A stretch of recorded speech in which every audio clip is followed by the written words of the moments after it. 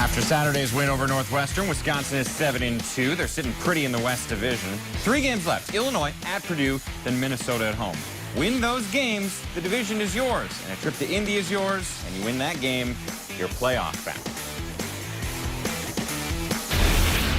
And let's talk more about Wisconsin now. It's time to head to Madison for our Tire Pros campus interview. Jazz Peavy joins us, fresh off a nice game, including a touchdown run. Jazz, walk me through that touchdown from last week. You ran a long way.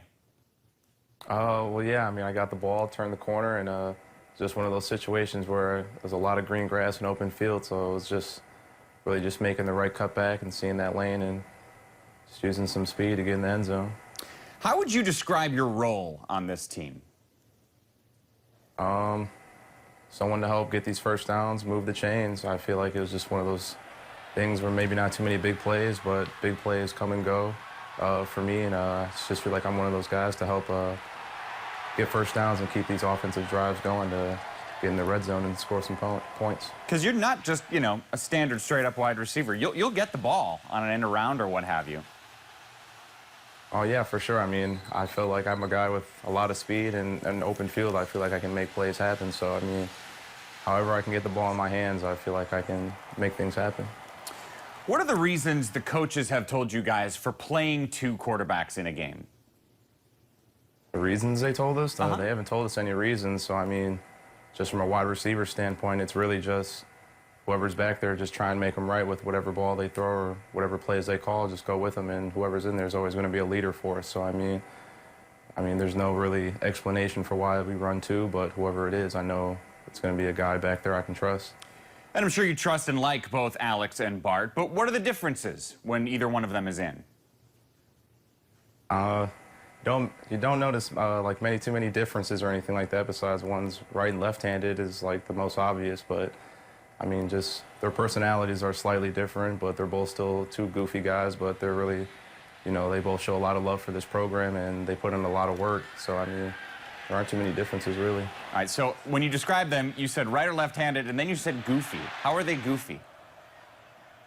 The comments they make and the jokes that they use, I mean, they're both really goofy and outgoing guys, and they're always poking fun at something.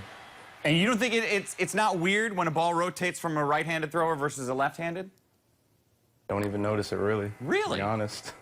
No. All right. Hey, here's my big question for you. Where's your name come from?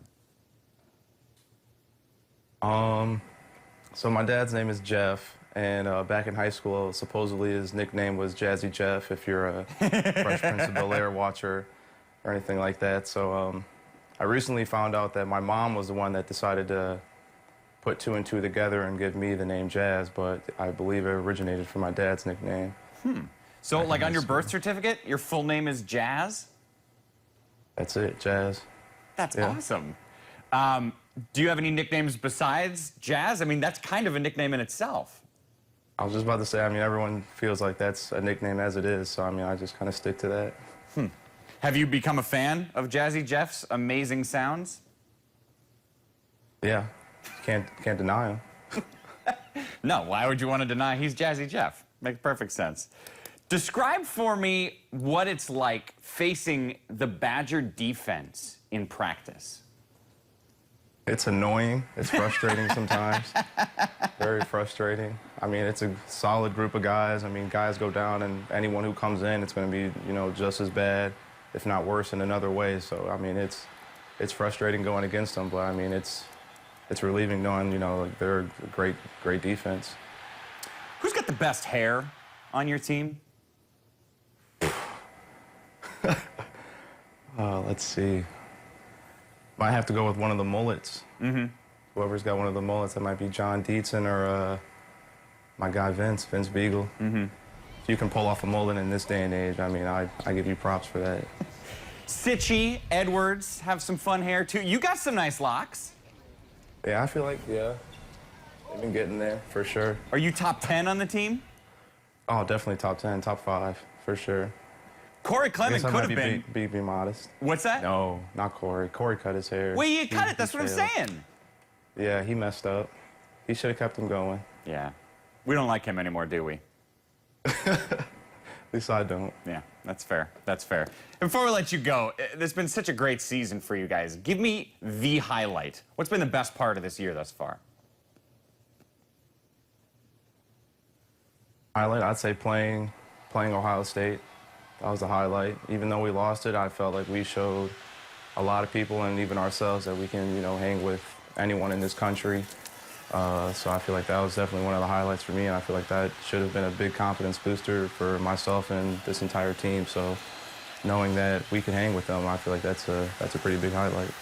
Jazzy Jeff Peavy with the great hair. Thanks for your time, man. We appreciate it. I appreciate you. Have a good one.